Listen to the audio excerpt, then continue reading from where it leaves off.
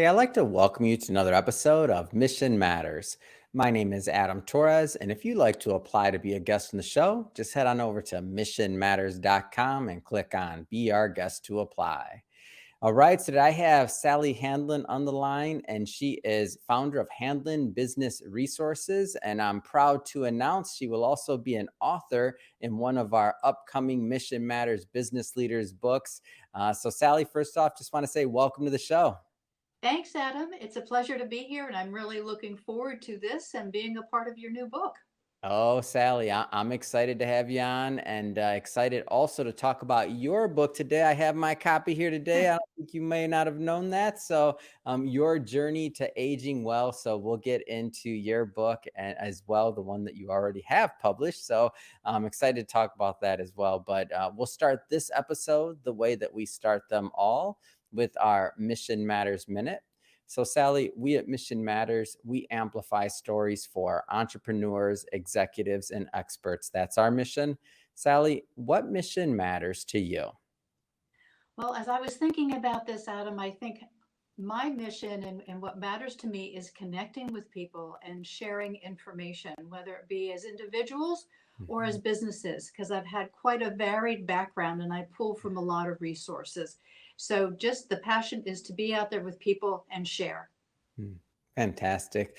Love bringing business centered and mission centered individuals on the line to share their passion and why they do what they do and how they're doing it, really, so we can all learn from it and grow together. So great to have you on. Thanks. I guess just to get us started, let's kind of start at the beginning. Like, where did you start out in business and kind of get going? Well, it was a little bit of a long journey till I actually got in business. I've had several different careers over my work life. I started out with parks and recreation and then moved into city recreation, health planning. I moved into um, owning my own retail store, but I eventually got into banking. And Mm, banking then led me on a career path to really understand businesses and dive into what makes a business work and what doesn't work, and the mm, importance of the relationship with my clients. yeah. Now, when you were in banking, were you working with small businesses, middle market, all the above, enterprise? Like, give us a feel for that. Well, basically, I was small to middle business Mm, size, and I started out in retail and worked in the yeah. branch, which actually, worked with a lot of small businesses. Then I got into commercial lending, and I ended my career running a call center 24 by 7. Mm. Yeah, and the reason I ask, by the way, is because a lot of business owners, a lot of entrepreneurs, a lot of executives that watch this and the banking piece of it and all that, highly relevant. And so you're talking to our market here. Well, that's good. And I hope at some point, if they want to call me, I can help them as well. It's so important to understand the resources that are out you, Yeah, but it's so confusing because there's so much information today. yeah. When I was researching for this show, do you know that we make 35,000 decisions a day? No. That's what the current is saying. And so we're overwhelmed. So it's nice to know that you've got resources and people that sort of have your back when you're looking for information.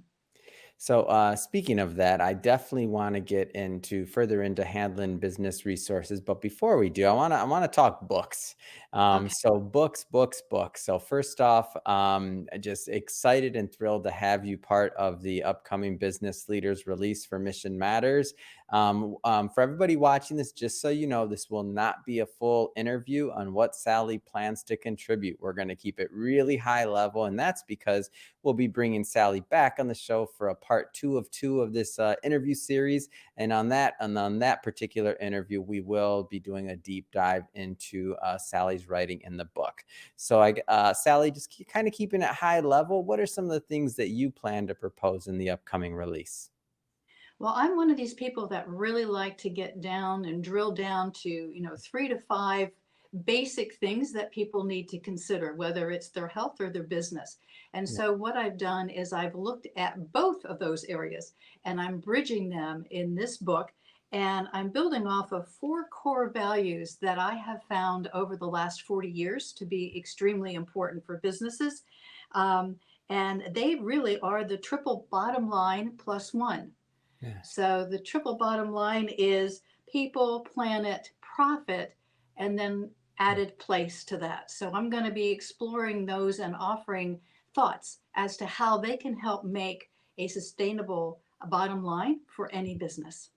It's great. I'm going to cut you off there because, like I said, this won't be a deep dive into this particular book today because we can't give it all away for free anyway. We want to sell some books, so everybody, don't worry. We're bringing Please. Sally back on the line, and we'll definitely be leaving you with a cliffhanger on that one. But I'm proud to say that we do have a book that we can talk about today, which is currently available on Amazon and other places. So Your Journey to Aging Well. So background, I got my copy here, like I said.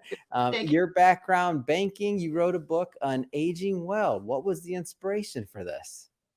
Well, back in the 1980s, I got introduced to Rodale's Prevention magazine and started following that. And, if you skip forward a little bit into the 2000s, I was really following the journey of my mother, who was Mm, aging and in her late 80s, 90s. And I saw that things were happening through the medical system to her that I questioned, but I didn't have enough knowledge to mm, understand even how to ask a question.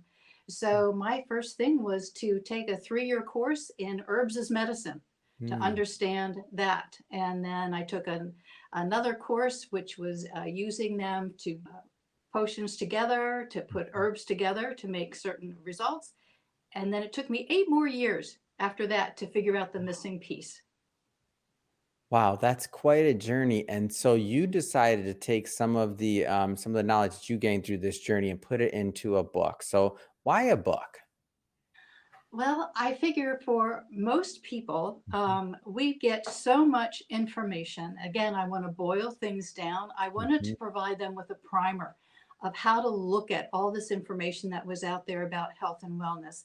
And mhm, with the courses I took in herbal medicine as well as integrated nutrition, there mhm. were some repetitive pieces of information. I kept thinking, why didn't I know this? Yeah. Why wasn't I aware of this? And if I'm not aware of it, and I read a lot, you know, there's a lot of people out there that don't know the basics of good health. Mm, And both those courses sort of pointed to the same thing. And the idea of the book came about because I can hopefully help more people mhm. understanding their health and their choices through a book than I could by doing, small group presentations. Yeah. And I'm just a big, I asked that question because obviously we're publishers here at Mission Matters, and I may have a bias towards books, but I always try to encourage people. I say, whether you're going through a publisher like us, whether you're doing it on your own, whether you're independent, I don't care how you do it. Like, get your book out there, get your message out there. People read books, people hold them. It's something that you can touch, you can feel, they don't throw them away. Of course, the digital side of digital marketing and blog posts. And obviously, we're big on podcasting, right? So, not being biased there, but don't skip the book. The book is a big deal. And that leaves a lasting legacy also to your message and what your message you're trying to get across to your audience. So, big deal there. And again, I asked you that because I'm a biased publisher and I want everybody to publish books because I think everybody has a story inside them or a lesson or a message to share that the world needs to hear. So I'm glad that you went through all the effort and time and thought it takes to put together a book because it's not easy, right? No, it's not. And actually, it took me 30 years to get this book out. When you think That's of what I'm talking about. spent researching and going to classes and investing time and money into Mhm. learning more. Amazing. Yeah. So, what do you hope? And I know there's many things, but what do you hope that the readers that pick up a copy of this and that go through the book? What do you hope they get out of it? Well, I'm hoping that those that read this book understand that they can always do something to better their health. Mm, And there's four basic principles that I have, which is drink, eat, move, sleep.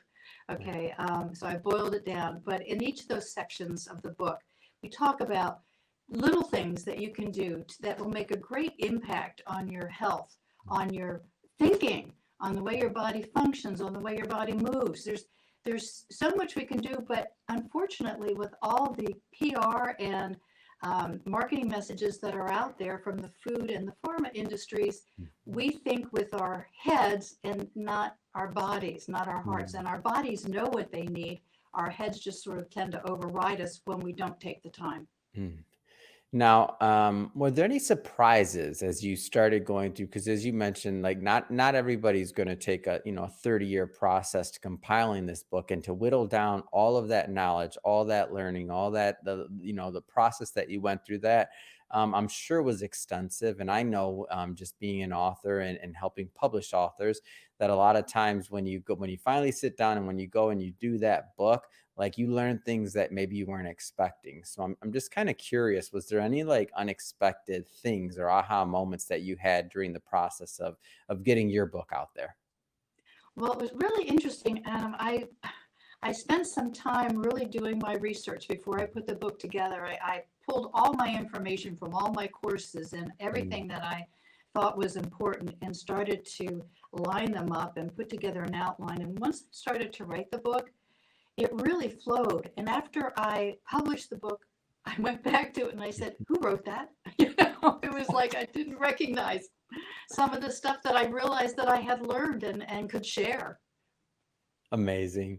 And I know one of the central themes is really, and throughout the book, is to really, it's not a race to the finish line of like great Right. health. It's really an idea of ranking and to kind of systematizing like how the actions that you take on a daily basis are affecting your body and well-being. Can you maybe speak a little bit on that? Yeah, well, one of the things that really came to me in my integrative nutrition class, which was the final piece that sort of pulled the book together, Mhm, was that we're all bio individuals. That mhm, what works for one doesn't necessarily work for another, and what's one's food may be another mhm. person's poison. So, even though there's all these publications out there, and there's over 2.2 million blogs, Yeah. books, websites, um, you know, it may not be exactly for you. So you've got to take your time and understand your body. So Mm, by taking the little steps each time, it will help you to get towards a more healthy next chapter in your life. I started at 58. yeah. So, I mean, you're never too old. I mean, I went back to school at 68 again for Mhm. integrative nutrition. So, it's never too late to learn and to put these things in practice. Wonderful. So we'll definitely be putting a link to that book in the show notes because I want our audience to go pick up a copy of that. I want to switch it up a bit here. I want to spend some time as well today on handling business resources on your Okay. current company. So Mhm. maybe just as an overview, tell us a little bit more about what you do. Okay, Handlon Business Resources is basically based on one of the quadrants of Stephen Covey's time management matrix.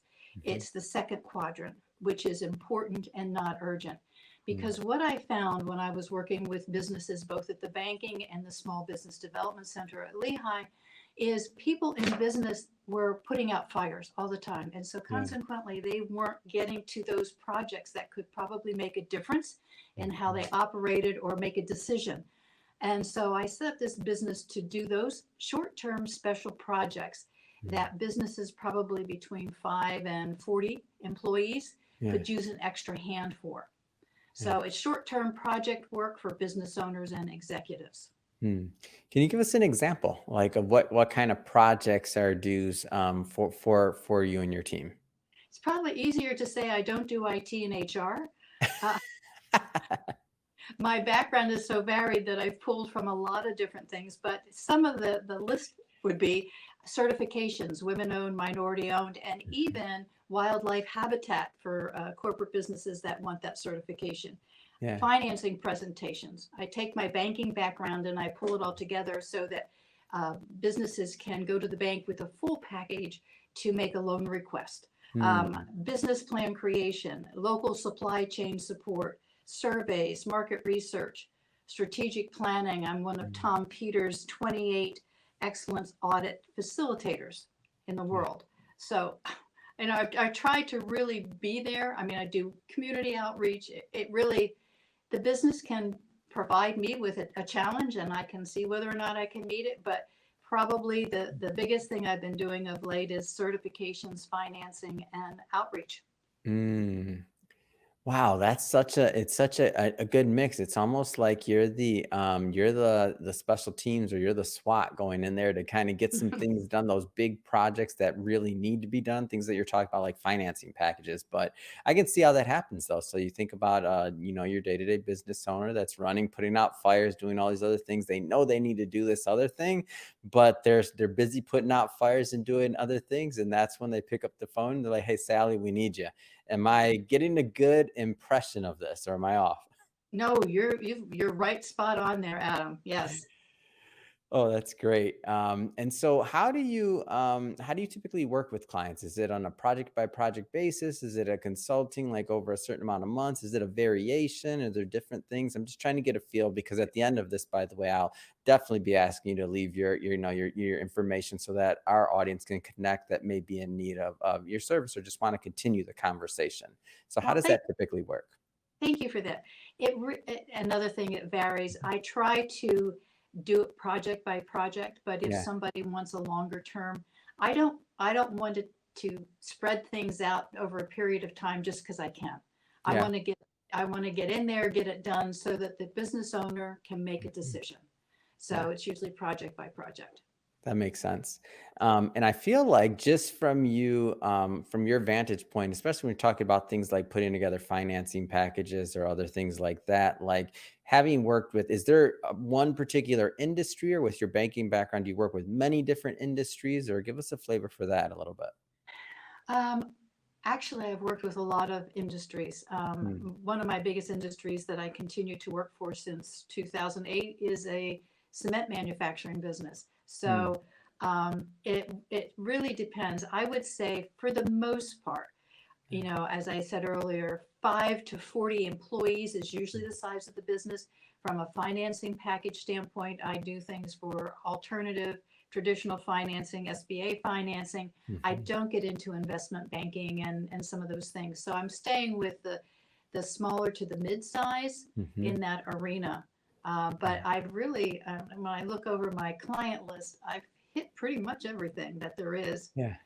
So Well, Sally, I have to say it has been great having you on the show to get to know a little bit more about your book, of course, which I want everyone that's watching to go definitely pick up a copy of this. We'll put some notes in the show notes for it, and we'll also the links and all that good stuff. But I just have to ask, Sally, what's next? I mean, what's next for you? What's next for your business?